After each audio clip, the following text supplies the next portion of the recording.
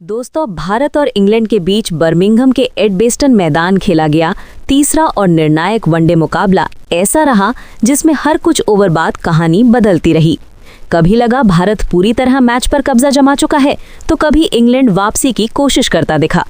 लेकिन जिस अंदाज में भारतीय बल्लेबाजों ने शुरुआत की, उसने मैच का माहौल शुरू से ही गर्म कर दिया। बर्मिंघम के एडबेस्टन मैदान पर जब दोनों टीमें आमने सामने उतरी तो स्टेडियम का माहौल देखने लायक था। चारों तरफ भारतीय फैंस का शोर, हाथों में तिरंगे और सबकी निगाहें टॉस पर टिकी हुई थीं। कप्तान रोहित शर्मा ने जैसे ही सिक्का उछाला, किस्मत ने उनका साथ दिया और भारत ने टॉस जीत लिया। रोहित शर्मा ने एक बार फिर बिना देर किए पहले बल्लेबाजी का फैसला लिया। उनका इरादा साफ था, पहले बड़ा स्कोर खड़ा करो और फिर इंग्लैंड पर दबाव बनाओ। लेकिन असली सरप्राइज तब मिला जब टीम इंडिया की प्लेइंग 11 सामने आई। भारत की तरफ से आज युवा बल्लेबाज वैभव सूर्यवंशी रोहित शर्मा के साथ मैदान पर उतरे और जैसे ही दोनों ने क्रीज संभाली, पूरा स्टेडियम तालियों और उत्साह से गूंज उठा। हर किसी के मन में एक ही सवाल था, क्या ये युवा खिलाड़ी अपने मौके को खास बना पाएगा? इंग्लैंड की तरफ से नई गेंद लेकर आए जोफ्रा आर्चर ने शुरुआत में अपनी रफ्तार और स्विंग से दोनों बल्लेबाजों को बांध कर रखा। पहले कुछ ओवरों में रन बनाना आसान नहीं था और भारत का स्कोर 5 ओवर में सिर्फ 19 रन तक ही पहुंच पाया। रोहित शर्मा और वैभव सूर्यवंशी ने बेहद संयम के साथ बल्लेबाजी की, बिना जोखिम लिए सिर्फ सिंगल डबल लेकर पारी को आगे बढ़ाया। इंग्लैंड के गेंदबाज लगातार दबाव बनाए हुए थे और 7 ओवर के बाद भारत का स्कोर 31 रन था। लेकिन फिर आया 8वां ओवर, जिसने मैच में हलचल जरूर पैदा की। ब्राइडन कार्स गेंदबाजी करने आए और वैभव सूर्यवंशी ने थोड़ा आक्रामक रुख अपनाया। पहली ही गेंद पर कवर के ऊपर से शानदार चौका, फिर एक तेज सिंगल और ओवर की आखिरी गेंद पर पुल शॉट से चौका। इस ओवर से भारत को गति मिली। अब रोहित शर्मा भी थोड़ा खुलकर खेलने लगे। उन्होंने आर्चर की गेंद पर शानदार फ्लिक शॉट से चौका जड़ा और फिर स्क्वायर लेग के ऊपर से एक लगाकर दबाव कम किया। लेकिन जैसे ही लग रहा था कि भारत अब लय पकड़ चुका है, तभी 10वें ओवर में बड़ा झटका लगा। साकिब महमूद की बाहर जाती गेंद पर वैभव सूर्यवंशी ने ड्राइव खेलने की कोशिश की, लेकिन गेंद बल्ले का किनारा लेकर स्लिप में चली गई और फील्डर ने आसान कैच पकड़ लिया। वैभव 28 गेंदों में 25 रन बनाकर आउट हो गए। डेब्यू मैच में अच्छी शुरुआत के बावजूद वो बड़ी पारी नहीं खेल पाए और इंग्लैंड ने राहत की सांस ली। 10 ओवर के बाद भारत का स्कोर 58 रन पर 1 विकेट था। अब क्रीज पर आए विराट कोहली और उन्होंने आते ही पारी को संभाल लिया। दूसरी ओर रोहित शर्मा अब पूरी तरह सेट हो चुके थे। उन्होंने ब्राइडन कार्स के अगले ओवर में लगातार 2 चौके लगाकर रन गति को बढ़ाया। 13 ओवर तक भारत 86 रन पर पहुंच चुका था। इंग्लैंड के कप्तान ने अब स्पिन का सहारा लिया और आदिल राशिद को गेंद थमाई। राशिद ने आते ही कसी हुई गेंदबाजी की, लेकिन रोहित ने उनके ओवर में एक शानदार लगाकर दबाव वापस इंग्लैंड पर डाल दिया। कोहली भी अपने क्लासिक अंदाज में बल्लेबाजी करते हुए गैप्स में रन निकालते रहे। धीरे धीरे दोनों के बीच साझेदारी बढ़ने लगी और स्कोर तेजी से आगे बढ़ने लगा। 15 ओवर के बाद भारत का स्कोर 108 रन हो चुका था और रन रेट भी बेहतर हो गया था। 17वें ओवर में रोहित शर्मा ने 46 गेंदों में अपना अर्धशतक पूरा किया, जिसमें 6 चौके और 2 शामिल थे। अब रोहित पूरी तरह लय में नजर आ रहे थे और हर गेंद पर आत्मविश्वास छलक रहा था। स्टेडियम में बैठे भारतीय फैंस लगातार इंडिया इंडिया के नारे लगा रहे थे और माहौल पूरी तरह टीम इंडिया के पक्ष में झुकता नजर आ रहा था। इंग्लैंड के गेंदबाज फील्ड बदलते रहे, लाइन लेंथ बदलते रहे, लेकिन रोहित और कोहली की जोड़ी अब जम चुकी थी।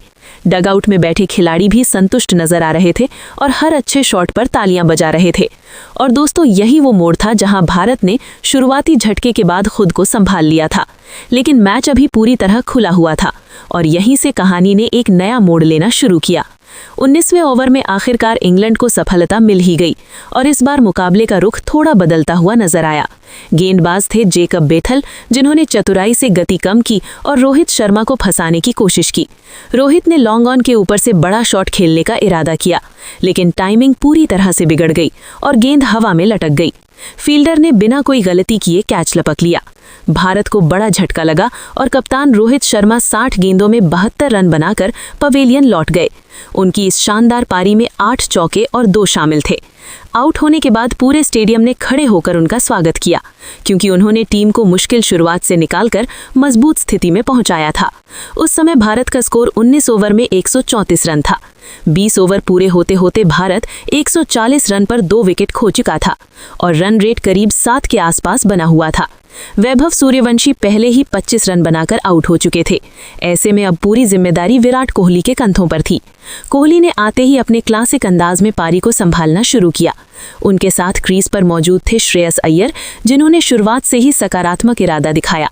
दोनों बल्लेबाजों के बीच शानदार समझदारी देखने को मिली। कोहली एक छोर से सिंगल डबल लेते हुए स्ट्राइक रोटेट करते रहे, वहीं अय्यर ने ढीली गेंदों पर आक्रामक रुख अपनाया। 23वें ओवर में अय्यर ने लियाम लिविंगस्टोन की गेंद पर लगातार 2 चौके जड़कर दबाव पूरी तरह इंग्लैंड पर डाल दिया। धीरे धीरे दोनों के बीच साझेदारी मजबूत होती गई और 25 ओवर तक भारत का स्कोर 188 रन हो गया। अब कोहली पूरी तरह सेट हो चुके थे। उन्होंने साकिब महमूद की गेंद पर कवर ड्राइव और ऑन ड्राइव के जरिए लगातार 2 शानदार चौके जड़े, जिससे स्टेडियम में बैठे फैंस झूम उठे।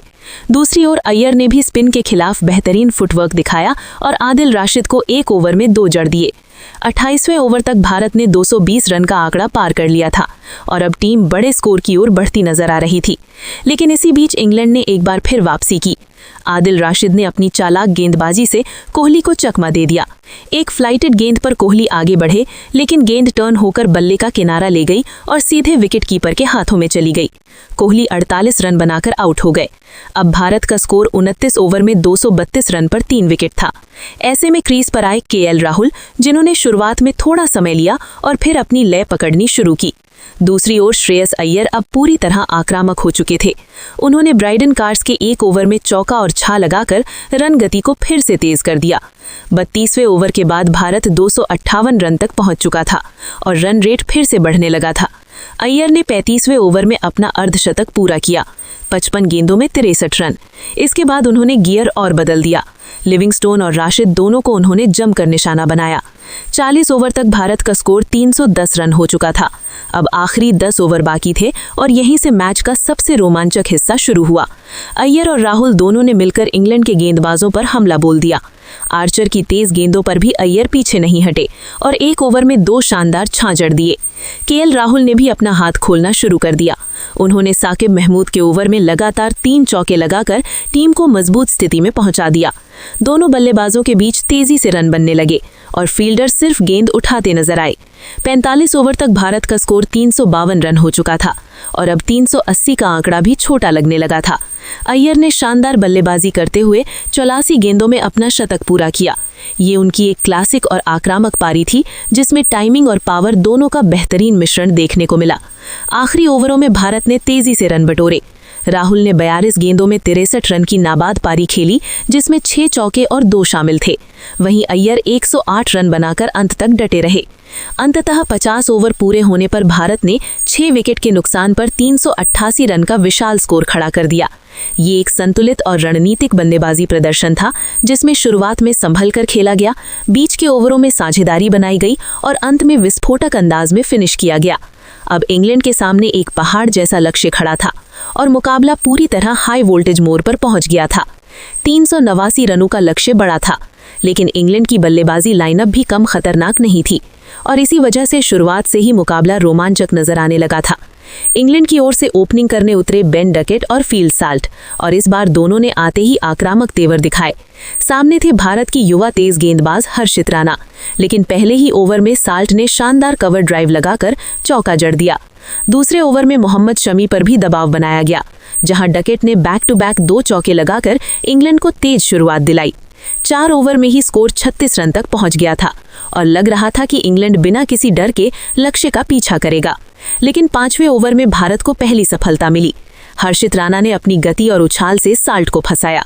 एक शॉर्ट गेंद पर साल्ट ने पुल खेलने की कोशिश की, लेकिन टाइमिंग सही नहीं रही और गेंद सीधे डीप स्क्वायर लेग फील्डर के हाथों में चली गई। साल्ट 19 गेंदों में 24 रन बनाकर आउट हो गए। इंग्लैंड का स्कोर 5 ओवर में 42 रन था।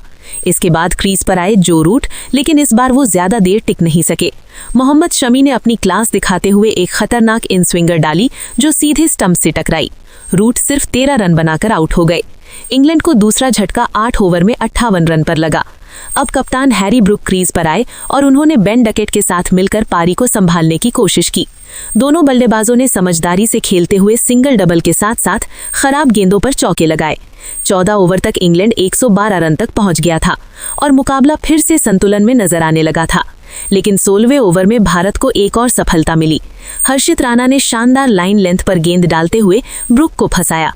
ब्रुक ने बड़ा शॉट खेलने की कोशिश की, लेकिन गेंद सीधा कवर में खड़े फील्डर के हाथों में चली गई।